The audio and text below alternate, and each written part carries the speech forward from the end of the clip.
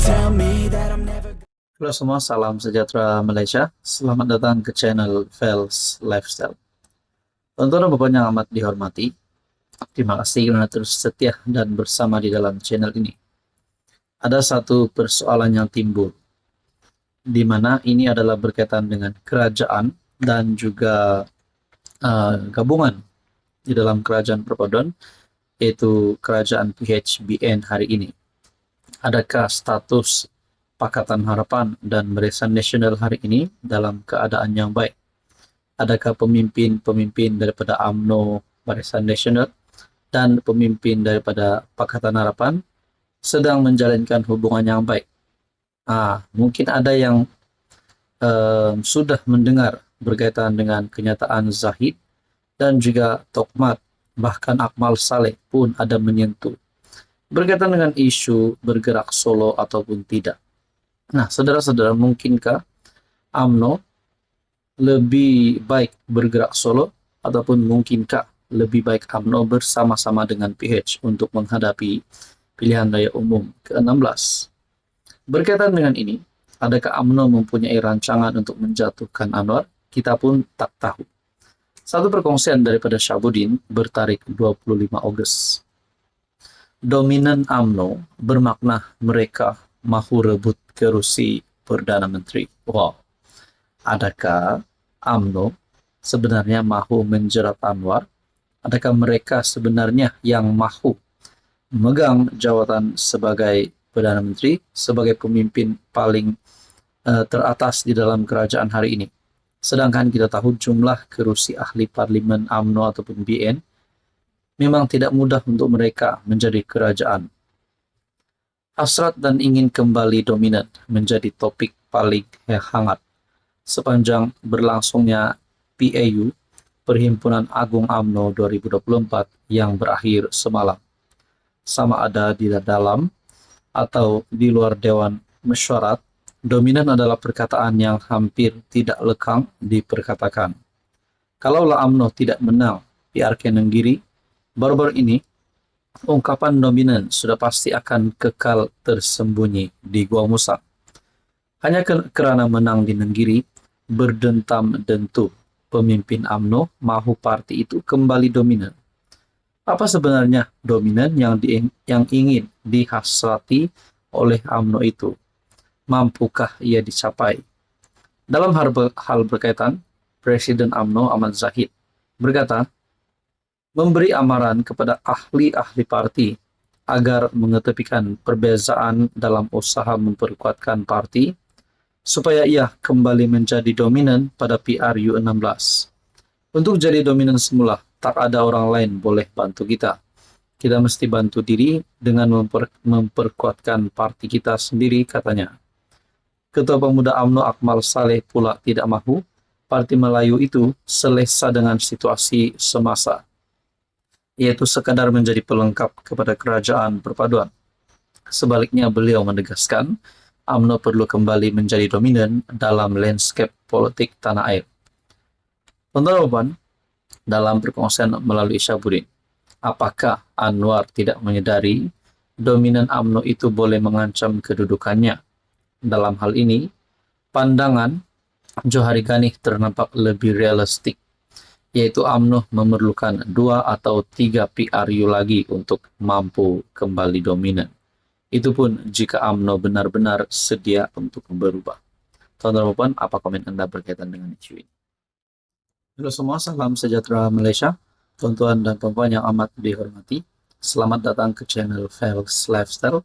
Terima kasih kerana terus setia dan bersama di dalam channel ini. Apa yang berlaku selepas Muhyiddin disiasat?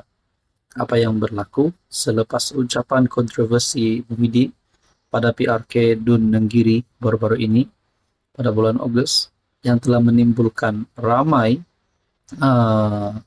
kecaman daripada ramai orang dan juga saudara-saudara, menimbulkan ataupun telah membangkitkan kemarahan ramai orang sehingga ada yang membuat laporan polis. Setakat ini yang kita tahu sudah lebih daripada 30 laporan polis, dan kita juga mendengar kononnya ada 300 lagi laporan polis akan dibuat. namun itu tak pasti benar atau tidak. Namun saudara-saudara, apa yang berlaku?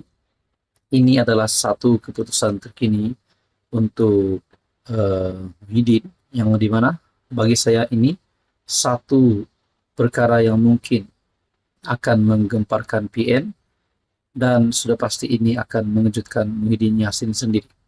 Ada yang tanya, adakah Muhyiddin ditangkap? Adakah Muhyiddin berisiko untuk masuk penjara sekiranya beliau didapati bersalah? Sampai ada gesaan agar gelaran Tan Sri Muhyiddin itu ditarik balik. Saudara-saudara, Muhyiddin disahkan hadapi pertuduhan akta hasutan di Gua Musang. Artikel daripada Malaysia Kini bertarik 26 Ogos. Berkaitan dengan pertuduhan akta hasutan, apa yang saya dapat lihat pencarian melalui Google, di mana siasatan terhadap Muhyiddin dibuat mengikut Section 4 dalam kurungan 1 Akta Hasutan, di mana ini memperuntukkan hukuman denda sehingga RM5.000 atau penjara sehingga 3 tahun.